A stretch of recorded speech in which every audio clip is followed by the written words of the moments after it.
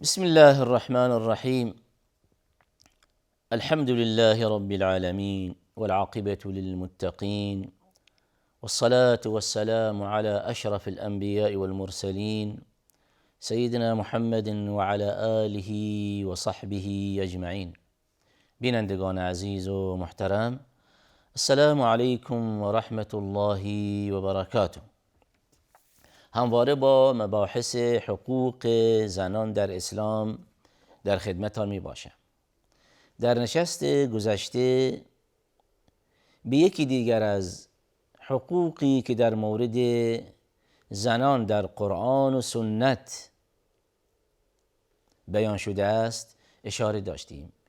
یکی دیگر از حقوق مهم زنان در اسلام ازدواج کردن می باشد و در مورد ازدواج کردن در نشست گذشته مباحثی به سمع و حضور شما سروران گرامی رسانده شد و بیان شد بر این که در مورد ازدواج کردن این است که یک سری مسائلی بایستی رعایت شوند، از جمله در واقع وجود شرط و شروطی در هنگام اجرای عقد و پس از ازدواج هر آنچه که در اون عقد در واقع نکاح ثبت شده قید شده اجباراً توسط اون شوهر بایستی که رعایت شوند و عرض شد بر این که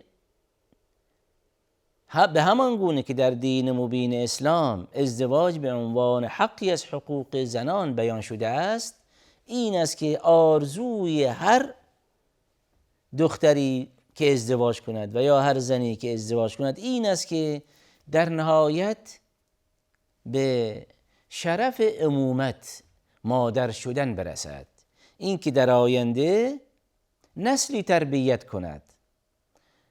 چرا که در دین مبین اسلام تربیت یک نسل، تحویل دادن فرزندان خوب به جامعه یک امتیازی می باشد، یک خصیصه و فضیلت بسیار زیبایی می باشد، چرا که در آینده همین فرزندان هم برای مادران دعا می کنند.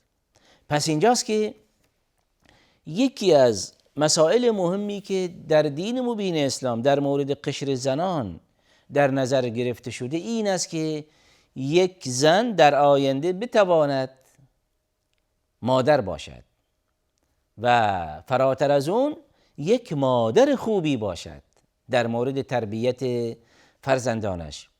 و اینجاست که چرا این رغبت در وجود قشر زنان وجود دارد؟ این بالفطره، به طور فطری این است که هر کدام از قشر زنان تمایل دارند که مادر شوند. توجه فرمودید؟ این یک امر فطری است که الله واحد عزوجل اون را در وجود زنان نهاده و این یک امری است که در وجود زنان نهادینه شده. بالفطره هر کدام از زنان دوست دارند که مادر شوند و مادر شدن و مادر بودن این است که در واقع یعنی مهربانی، یعنی دلسوزی، یعنی دلرحمی نسبت به در واقع فرزندان خود. و مورد دوم این است که به همان گونه که الله ذوالجلال این حس را بالفطره به طور فطری در وجود زنان در واقع نهاده، این است که مادر شدن و مادر بودن خود منقبت بسیار عالی است، فضیلت بسیار زیادی دارد، یک خصیصه زیبایی می باشد. و اینجاست که مادر بودن یعنی این که در واقع تربیت یک نسلی. و اینجاست که این را مناسب می‌دانم که در این چند دقیقه هم حقوقی در مورد حقوق مادران در اسلام بیان شده این هم به سمع و حضور شما سروران گرامی برسانم. عرض شد بر این که مادر شدن امید و آرزوی هر زنی می باشد،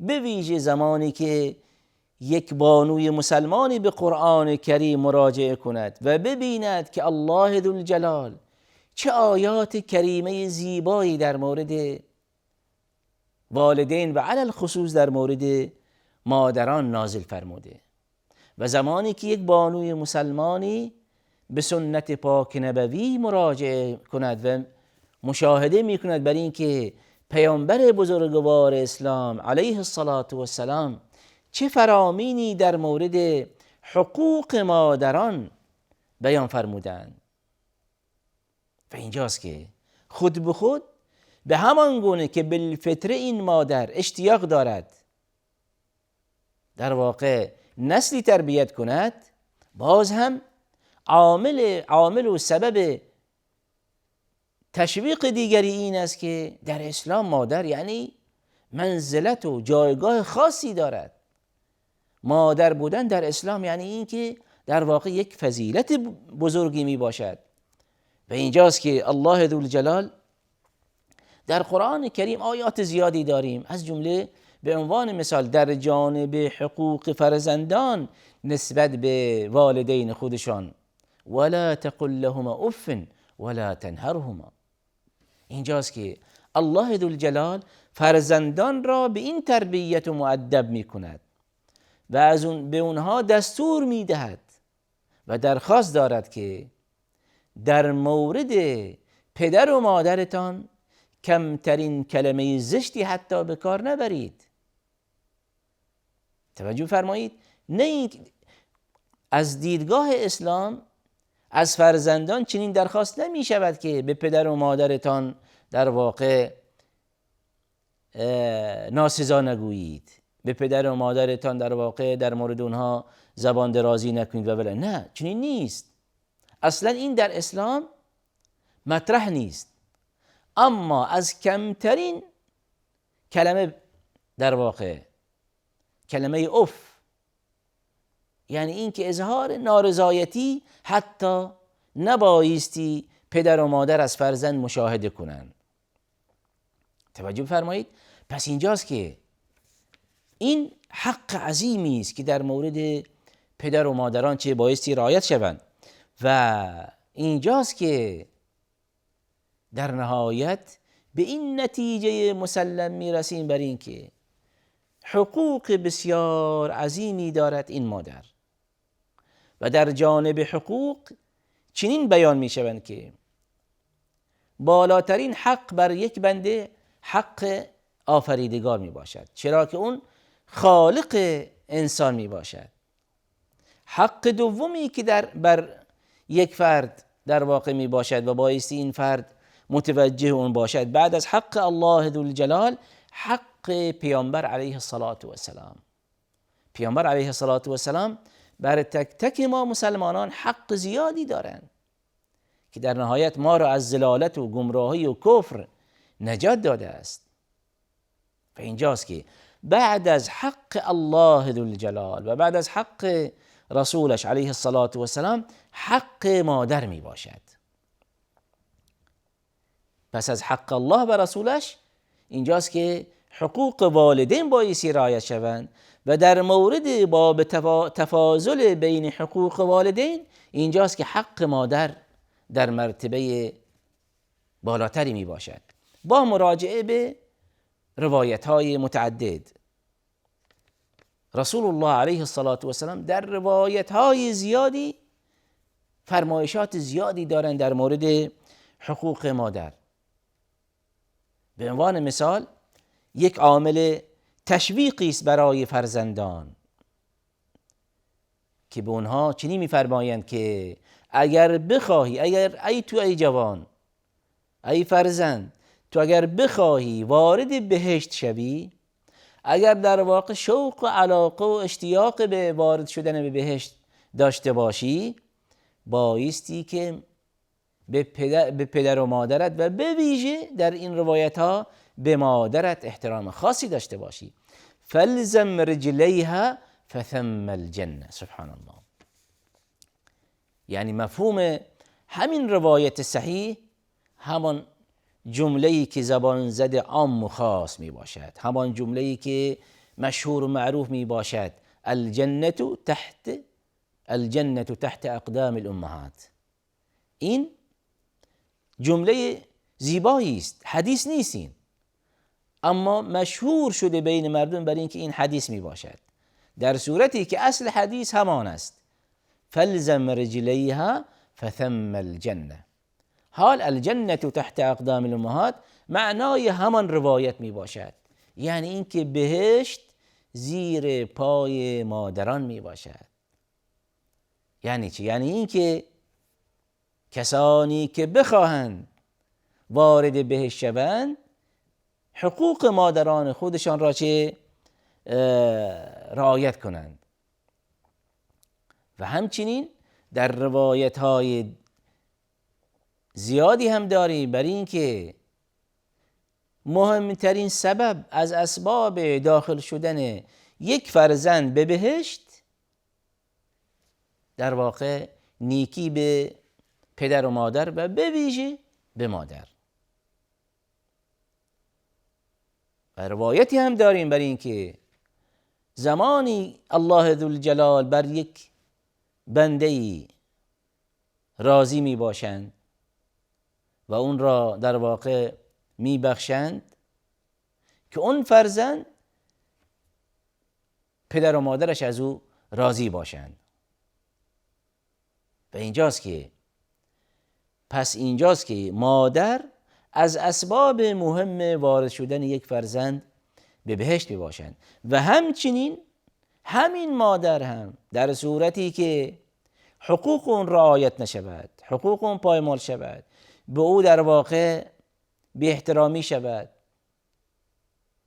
جایگاه و منزلت او برای این فرزند مشخص نباشد و حقوق او را نادیده بگیرد، باز هم با داشتن اعمال زیاد این فرزند اگرچه هم اعمال زیادی داشته باشد، زمانی میتواند خودش را از آتش جهنم خلاص کند، رها کند و به بهشت برین وارد شود که در واقع حقوق مادر رعایت کند. در غیر این صورت از این اعمال ناپسند و زشت در مورد مادر، همه این اعمال باعث می شوند که این فرزند وارد جهنم شود با داشتن اعمال زیاد و اعمال خوب. پس اینجاست که توجه بفرمایید که زمانی که یک زن از همان ابتدای ازدواج، همانطوری که عرض شد بالفطره اشتیاق دارد که مادر شود، اینجاست که این مادر متوجه است که چه فضیلتی و چه جایگاه و منقبتی در دین مبین اسلام دارد. در روایت دیگری داریم که زمانی که رسول الله علیه السلام در زمینه حقوق سخن می‌فرمایند و از حقوق پدر و مادر سخن می‌فرمایند، اینجاست که در مورد مادر 3 حق بیان می‌فرمودند. یعنی در واقع اگر حقوق به 4 قسمت تقسیم کنیم، در واقع 3 قسمت اون پیامبر علیه السلام اختصاص دادن به مادران. پس این حق 3 قسمت اون در واقع به مادر اختصاص داده شده و 1/3 اون به پدر. در این روایت معروف و مشهور و صحیح رسول الله علیه السلام می‌فرمایند امک امک امک. اینجاست که در این فرمایش چنین آمده است که در واقع مادرت داشته باش. و 3 بار رسول الله علیه السلام این حق را تکرار فرمودند. چرا رسول الله علیه السلام در مورد قشر مادران این همه فرمایش دارند؟ الان توجه بفرمایید که یک مادر از قشر زنان می باشند. پس زمانی که رسول الله علیه السلام در مورد حقوق مادران این همه فرمایشات زیادی دارند، یعنی این که رسول الله علیه الصلاة و السلام در مورد حقوق زنان سخن میفرمایند. پس اینجاست که به این نتیجه میرسیم بر اینکه دین مبین اسلام به حقوق زنان توجه خاصی دارد. به این نتیجه میرسیم بر اینکه در دین مبین اسلام حقوق زنان پایمال نشده است، برخلاف اون چیزی که ادعا می شود، برخلاف اون چیزی که دشمنان اسلام میگویند، برخلاف در واقع اون چیزی که در واقع رسانه های دشمن، رسانه های غیر مسلمان بیان میکنند. شب و روز در واقع برای تشویش اذهان و برای تشویه حقوق زنان در اسلام مشاهده می شود بر این که افرادی به عنوان دشمنان اسلام دست به قلم می شوند، مقاله هایی می نویسند، مطالبی می نویسند و یا اینکه در رسانه ها در اونجا در واقع برنامه های زیادی وجود دارد، سخنرانی های زیادی القا می شوند. این همه دشمن هزینه می کند تا در نهایت در واقع به این نتیجه برسد، برای اینکه یک شبهه‌ای القا کند و شبهه‌ای در جامعه اسلامی ایجاد شود برای اینکه بله حقوق زنان رعایت نمی شود. چرا که در نتیجه همین القاء این گونه شبهات متاسفانه بعضی از جوانان مسلمان، چه دختر باشند و یا چه پسر، در نتیجه در واقع عدم اطلاع آگاهی از قرآن و سنت، در نتیجه عدم اطلاع آگاهی از قوانینی که در مورد قشر زنان بیان شده است، اینجاست که تسلیم می شوند و فکر می کنند که بله دین اسلام واقعا در حق زنان جفا کرده است. اما توجه بفرمایید که فرمایشات نبوی علیه الصلاة و السلام برخلاف اون چیزی که امروزی دشمنان اسلام ادعا دارند و ادعا میکنند. پس باز هم وقتمون پایان رسید، اجازه بفرمایید همین مبحث به نشست آینده واگذار کنیم. و آخر دعوانا ان الحمد لله رب العالمین و صلی الله علی سیدنا محمد و علی آله و صحبه و سلم.